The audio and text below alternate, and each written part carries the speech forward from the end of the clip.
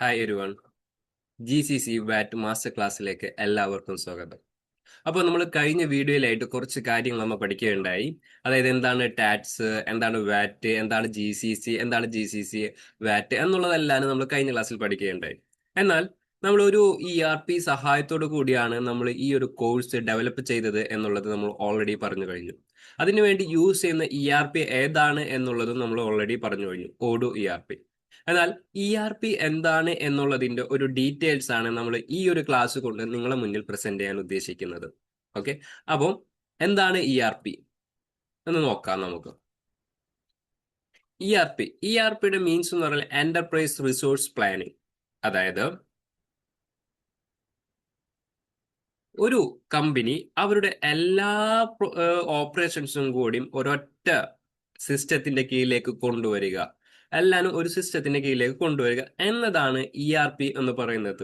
അതായത് ഒരു ബിസിനസ് സ്ഥാപനത്തിന് അവർക്ക് എന്ത് ചെയ്തിട്ടുണ്ടാവും, ഒരു CRM മാനേജ്മെന്റ് ഉണ്ടാവും, ഒരു സെയിൽസ് ഓർഡർ മാനേജ്മെന്റ് ഉണ്ടാവും, ഇൻവെന്ററി, ഫിനാൻസ്, HR, അതുപോലെ തന്നെ പ്രൊജക്ട് മാനേജ്മെന്റ്, അതുപോലെ തന്നെ ക്വാളിറ്റി, മാനുഫാക്ചറിങ്, അങ്ങനെ പറയുന്ന പല ഡിപ്പാർട്ട്മെന്റുകൾ ഉണ്ടാവും.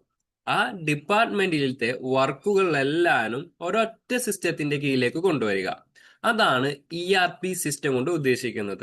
അതൊരു സോഫ്റ്റ്വെയർ സഹായത്തോടു കൂടി കൊണ്ടുവരിക, അതാണ് ആ സിസ്റ്റത്തെയാണ് ERP എന്ന് പറയുന്നത്. ഓക്കെ, അപ്പോൾ നമ്മൾ സാധാരണ കേസസിൽ ചിലപ്പോൾ സെയിൽസ് ചെയ്യാനായിട്ട് വേറൊരു module, sales and inventory manage ചെയ്യാൻ വേണ്ടി വേറൊരു സോഫ്റ്റ്വെയർ, അതുപോലെ HR മാനേജ് ചെയ്യാൻ വേറൊരു സോഫ്റ്റ്വെയർ, മാനുഫാക്ചറിങ് പ്രോസസ്സും കാര്യങ്ങളൊക്കെ ചെയ്യുന്നതിന് മറ്റൊരു സോഫ്റ്റ്വെയർ, അങ്ങനെ പ്രൊജക്ട് മാനേജ് ചെയ്യാൻ, ലീഡ് മാനേജ്, അങ്ങനെ പല പല സോഫ്റ്റ്വെയർ പല ടീമുകളും യൂസ് ചെയ്യുന്നുണ്ട്. ഇതെല്ലാം ഇന്റഗ്രേറ്റ് ചെയ്തുകൊണ്ട് ഒരു സിസ്റ്റത്തിൽ കൂടി നമ്മൾ ജനറേറ്റ് ചെയ്യുക. അതുകൊണ്ട് തന്നെ എല്ലാനും ഒരു സിസ്റ്റമാറ്റിക് ആവുക, അതായത് ഒരു ഓർഡർ ഉണ്ടാവുക. ഓക്കെ, ഒരു ഓർഡർ ഉണ്ടായി അതിനനുസരിച്ചിട്ട് നമ്മൾ എന്ത് ചെയ്യുക, ബിസിനസ് കറക്റ്റ് ആയിട്ട് എഫിഷ്യൻസി ആയിട്ട് അതിന്റെ ഓപ്പറേഷൻസ് റൺ ചെയ്യുക എന്നതാണ് ERPയുടെ പ്രധാന ഉദ്ദേശം.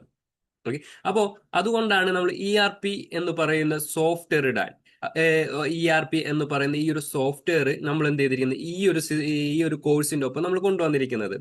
അത് കൊണ്ടുവന്നതോടുകൂടി നിങ്ങൾക്ക് എന്ത് ചെയ്യുന്നു, ഒരു GCC രാജ്യത്തെ ഒരു വർക്ക് ഫ്ലോ, എല്ലാ കമ്പനികൾക്കും ഒരു കോമൺ ആയിട്ടുള്ള ഒരു വർക്ക് ഫ്ലോ ഉണ്ട് GCC ബിസിനസ്സുകൾക്ക്. അത് എന്താണ് എന്നുള്ളത് നമ്മൾ എന്ത് ചെയ്യുന്നുണ്ട്, കറക്റ്റ് ആയിട്ട് എക്സ്പ്ലെയിൻ ചെയ്ത് നിങ്ങളെ പഠിപ്പിക്കുന്നുണ്ട്. നെക്സ്റ്റ് ക്ലാസ് അതായിരിക്കും, ഒരു ബിസിനസ് വർക്ക് ഫ്ലോ, GCCയിൽ ഒരു ബിസിനസ് വർക്ക് ഫ്ലോ എന്തായിരിക്കും എന്നുള്ളത് നിങ്ങളെ മുന്നിൽ നമ്മൾ എന്ത് ചെയ്യുന്നു, പ്രസന്റ് ചെയ്യുന്നു.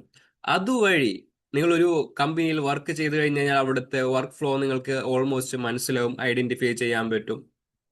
അതുപോലെ തന്നെ ഓരോ ഡോക്യുമെന്റ് എന്തൊക്കെയാണ്, ഓരോ സ്ഥലങ്ങളിൽ വരുന്ന ഡോക്യുമെന്റ് എന്താണ്, ഓരോ ഡിപ്പാർട്ട്മെന്റ് മാനേജ് ചെയ്യുന്ന ഡോക്യുമെന്റ് എന്തൊക്കെയാണ്, അത് എല്ലാനും നിങ്ങൾക്ക് മനസ്സിലാക്കാൻ പറ്റും.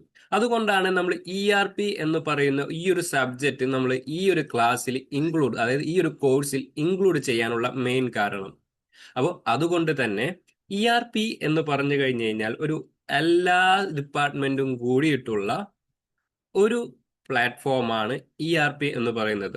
അപ്പോൾ basic CRM, sales, purchase, manufacturing, inventory, accounting, അതുപോലെ തന്നെ quality check, dashboard, HR payroll, ഇത്രയും മൊഡ്യൂൾസുകൾ എല്ലാനും കൂടി ഇന്റഗ്രേറ്റഡ് ചെയ്തിട്ടുള്ള ഒരു സിസ്റ്റത്തെയാണ് ERP എന്ന് പറയുന്നത്. ഇതിൽ കസ്റ്റമറിന്റെ നീഡ് അനുസരിച്ച് ചിലപ്പോൾ ഹെൽപ്പ് ഡെസ്ക് ഉള്ള കസ്റ്റമേഴ്സ് ഉണ്ടാവും, ഫീൽഡ് സർവീസ് ഉള്ള കസ്റ്റമേഴ്സ് ഉണ്ടാവും, അങ്ങനെ ഫ്ലീറ്റ് മാനേജ്മെന്റ് ഉള്ള കസ്റ്റമേഴ്സ് ഉണ്ടാവും, അങ്ങനെ പല പല മേഖലയിലുള്ള ബിസിനസ് അവർക്കുണ്ടാവും. അത് എല്ലാനും കൂടി ഒരു സിസ്റ്റത്തിന്റെ കീഴിലേക്ക് കൊണ്ടുവരിക, ബിസിനസ്സിനെ ഒരൊറ്റ സ്ട്രക്ചറിലേക്ക് കൊണ്ടുവരിക എന്നതാണ് ERPന്റെ ലക്ഷ്യം. ഓക്കെ, അത് മനസ്സിലായില്ലേ? അതുകൊണ്ട് തന്നെ ഈ ERP ബേസ്ഡ് ആയിട്ടുള്ള ഒരു സോഫ്റ്റ്വെയർ ആണ് നിങ്ങളെ മുന്നിൽ നമ്മൾ എന്ത് ചെയ്യുന്ന, പ്രസന്റ് ചെയ്യുന്നത്. നിങ്ങൾ അതിൽ വർക്ക് ചെയ്യാൻ പോകുന്നത്, അതിൽ നിന്ന് വാറ്റ് ജനറേറ്റ് ചെയ്യാൻ പോകുന്നത്, ഓരോ കൺട്രിയുടെയും വാറ്റ് നമ്മൾ ജനറേറ്റ് ചെയ്യാൻ പോകുന്നത്. ഓക്കെ, ആ റിപ്പോർട്ട് ഉപയോഗിച്ചിട്ടാണ്, ആ ഒരു ERP ഉപയോഗിച്ചിട്ടാണ് നമ്മുടെ ഈ ഒരു കോഴ്സ് ഇനിയുള്ള ക്ലാസ്സുകളെല്ലാം മുന്നോട്ട് പോവുക.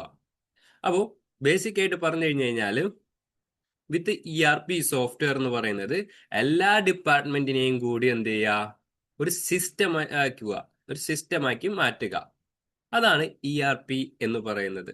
ക്ലിയർ അല്ലേ? ഇനി കോമൺ ആയിട്ട് നമുക്ക് വേരിയൻസ് എത്ര ടൈപ്പ് ERP ഉണ്ട് എന്ന് നോക്കാം. കോമൺ ആയിട്ട് അത് ബേസിക് ലെവലാണ്, നമുക്കത് മനസ്സിലാക്കാൻ വേണ്ടിയിട്ടാണ്. ഓരോ കമ്പനിയുടെ ലെങ്ത് അനുസരിച്ചിട്ട് നമുക്ക് അതിന്റെ കോസ്റ്റും കാര്യങ്ങളൊക്കെ മനസ്സിലാക്കാൻ വേണ്ടിയിട്ടാണ് ഈ ഒരു പാർട്ട് നമ്മൾ ഇതിൽ ഇൻക്ലൂഡ് ചെയ്തിരിക്കുന്നത്. അതായത് ഫസ്റ്റ് 3 ടൈപ്പ് ആയിട്ടാണ് ഒരു ERP ഡിപ്ലോയ്മെന്റ് എന്ന് പറയുന്നത്. ഡിപ്ലോയ്മെന്റ് എന്ന് പറഞ്ഞു കഴിഞ്ഞു കഴിഞ്ഞാൽ അത് എവിടെയാണ് ഹോസ്റ്റ് ചെയ്തിരിക്കുന്നത്, നമുക്ക് എങ്ങനെയാണ് ആ ഒരു സോഫ്റ്റ്വെയറിന്റെ ആക്സസ് കിട്ടുന്നത്, അതിനെയാണ് ഡിപ്ലോയ്മെന്റ് എന്ന് പറയുന്നത്. ഓക്കെ, ഇത് ഏത് രീതിയിലാണ് ERP? ഇപ്പോ ചില കമ്പനികൾ അവരുടേതായ ഒരു സിസ്റ്റത്തിൽ മാത്രമേ എന്ത് ചെയ്യുള്ളൂ, ആ ഒരു ERP ഓപ്പൺ ചെയ്യാൻ പറ്റുള്ളൂ. ആ സിസ്റ്റത്തിൽ മാത്രം എന്ത് ചെയ്യാൻ പറ്റുള്ളൂ, നമുക്ക് അത് ഓപ്പൺ ചെയ്യാൻ പറ്റുള്ളൂ. അങ്ങനത്തെ കേസസിലാണ് ഓൺ പ്രിമിസ് ERP എന്ന് പറയുന്നത്. അല്ലെങ്കിൽ ആ ഒരു നെറ്റ്വർക്കിൽ, അതായത് ആ ഒരു കമ്പനിയുടെ നെറ്റ്വർക്ക്, അതായത് നെറ്റ്വർക്ക് എന്ന് പറയുന്ന ഒരു ഓപ്ഷൻസ് ഉണ്ട്. ആ നെറ്റ്വർക്ക് ചെയ്തിട്ടുള്ള ആ ഒരു സിസ്റ്റങ്ങളിലും മാത്രം എന്ത് ചെയ്യുള്ളൂ, നമുക്ക് ഈ ERPയുടെ സഹായം കിട്ടുള്ളൂ. പുറത്ത് ഏതൊരു സിസ്റ്റത്തിലേക്കോ ഒന്നും നമുക്ക് അതിന്റെ ആക്സസ് കിട്ടില്ല. ഇനി സെക്കൻഡ് വരുന്നതാണ് ക്ലൗഡ് ബേസ്ഡ് ERP. നമ്മൾ ഓൾറെഡി നിങ്ങളുടെ മുന്നിൽ പ്രസന്റ് ചെയ്യുന്ന ERP എന്ന് പറയുന്നത് ക്ലൗഡ് ബേസ്ഡ് ആണ്. അതായത് ഇതൊരു തേർഡ് പാർട്ടി മൊഡ്യൂൾ, ഒരു തേർഡ് പാർട്ടി സെർവറിൽ നമ്മൾ ഹോസ്റ്റ് ചെയ്തിരിക്കുകയാണ്. നമുക്കൊരു യൂസർ നെയിം, ഒരു ലിങ്ക് ഉണ്ടെങ്കിൽ നമുക്ക് എന്ത് ചെയ്യാൻ പറ്റും, ഈ ഒരു സോഫ്റ്റ്വെയർ ERPയുടെ ആക്സസ് കിട്ടും. അതായത് ബിസിനസ് നമ്മളെ കയ്യിൽ തന്നെയായിരിക്കും. ഇപ്പോൾ ഒരു ടീം നമ്മളെ ലോജിസ്റ്റിക് ഡിപ്പാർട്ട്മെന്റിൽ എൻ്റർ ചെയ്യുന്ന ട്രാൻസാക്ഷൻ എനിക്ക് വീട്ടിലിരുന്നോ, അല്ലെങ്കിൽ ഞാനിപ്പോൾ ട്രാവലിംഗ് ആണ്, എവിടെ നിന്നാണെങ്കിലും മൊബൈലിലൂടെയോ സിസ്റ്റത്തിലൂടെയോ നമുക്ക് ആക്സസ് കിട്ടും. അതിനെയാണ് ക്ലൗഡ് ബേസ്ഡ് ERP എന്ന് പറയുന്നത്. ഇനി മറ്റൊരു ERP എന്ന് പറയുന്നതാണ് ഹൈബ്രിഡ്. അതായത് ഒന്നും പറഞ്ഞാൽ ഹൈബ്രിഡ് എന്ന് പറഞ്ഞാൽ അതൊരു അവരുടെ സിസ്റ്റത്തിൽ മാത്രമായിരിക്കും അത് ഇൻസ്റ്റാൾ ചെയ്യുക, പക്ഷേ അത് ക്ലൗഡ് ബേസ്ഡ് ആയിരിക്കും. വേറെ തേർഡ് പാർട്ടിയുടെ ആക്സസ് ഒന്നും വരുന്നില്ല. ഓക്കെ, അതിനെയാണ് ഹൈബ്രിഡ് എന്ന് പറയുന്നത്. അതായത് സ്വന്തം സെർവർ ആയിരിക്കും, ക്ലൗഡ് ബേസ്ഡ് ആണെങ്കിൽ അത് തേർഡ് പാർട്ടി സെർവർ ആയിരിക്കും. ഇതിൽ സ്വന്തം സെർവർ ആയിരിക്കും, പക്ഷേ നമുക്ക് ക്ലൗഡ് ആക്സസും കൂടി നമുക്ക് കിട്ടും. ആ രീതിയിലുള്ള ERP. ഇപ്പോൾ നിങ്ങളൊരു കമ്പനിയിൽ വർക്ക് ചെയ്ത് കഴിഞ്ഞ് കഴിഞ്ഞാൽ, നിങ്ങൾക്ക് ജോലി കിട്ടിക്കഴിഞ്ഞാൽ നിങ്ങൾ ഏത് ടൈപ്പ് ERP എന്നാന്നുള്ളതൊന്ന് ഐഡന്റിഫൈ ചെയ്യുക. അതായത് നിങ്ങൾക്ക് അത് നിങ്ങളുടെ സിസ്റ്റത്തിൽ, അതായത് നിങ്ങളെ സിസ്റ്റത്തിൽ മാത്രമാണ് കിട്ടുന്നതെങ്കിൽ ഓൺ പ്രിമിസ് ERP. അതല്ല എനിക്ക് വേറെ സിസ്റ്റത്തിലോ എൻ്റെ മൊബൈലിലോ കാര്യങ്ങളിലോ ഒക്കെ കിട്ടുന്നു എന്നുണ്ടെങ്കിൽ അത് ക്ലൗഡ് ബേസ്ഡ് ആണ്. അതല്ല നമുക്ക് ക്ലൗഡ് ബേസ്ഡ്, അപ്പോൾ ഈ ക്ലൗഡ് ബേസ്ഡ് ആണെങ്കിൽ നമ്മളൊരു തേർഡ് പാർട്ടിക്ക് എന്ത് ചെയ്യണം, മന്ത്ലി റെന്റ് കാര്യങ്ങളെല്ലാം കൊടുക്കേണ്ടതായിട്ട് വരും. അപ്പോൾ ആ ഒരു പാർട്ട് ഏറ്റവും കൂടുതൽ നമ്മൾ യൂസ് ചെയ്യുന്ന തേർഡ് പാർട്ടി AWS വരുന്നുണ്ട്. പിന്നെ അതുപോലെ തന്നെ കുറച്ച് ഹോസ്റ്റിംഗ് ആയിട്ടുള്ള GoDaddy അങ്ങനത്തെ പറയുന്ന കമ്പനികളൊക്കെയാണ് മെയിൻ ആയിട്ട് വരുന്ന ക്ലൗഡ് ബേസ്ഡ് തേർഡ് പാർട്ടി. അത് ERP പ്രൊവൈഡ് ചെയ്യുന്നല്ല, ERP ആക്സസ് ചെയ്യാൻ പറ്റുന്ന സെർവർ പ്രൊവൈഡ് ചെയ്യുന്ന കമ്പനികൾ. ഓക്കെ, ഹൈബ്രിഡ് എന്ന് പറഞ്ഞു കഴിഞ്ഞാൽ നമ്മൾ തന്നെ സ്വന്തം ആക്സസോടുകൂടി ഒരു സെർവർ പർച്ചേസ് ചെയ്യുന്നു. ആ സെർവറിന് നമ്മളൊരു സ്റ്റാറ്റിക് IP കൊടുക്കുന്നു. ആ സ്റ്റാറ്റിക് IP വെച്ചിട്ട് നമ്മൾ വേൾഡ് വൈഡ് നമുക്ക് ആ സോഫ്റ്റ്വെയറിന്റെ ആക്സസ് കിട്ടുന്നു. അതിനെയാണ് ഹൈബ്രിഡ് എന്ന് പറയുന്നത്. ഇതാണ് നമുക്ക് ERP എന്ന് പറയുന്ന ഈ ഒരു സബ്ജക്റ്റിൽ നമുക്ക് മെയിൻ ആയിട്ട് പഠിക്കേണ്ടതായിട്ടുള്ള കാര്യങ്ങൾ.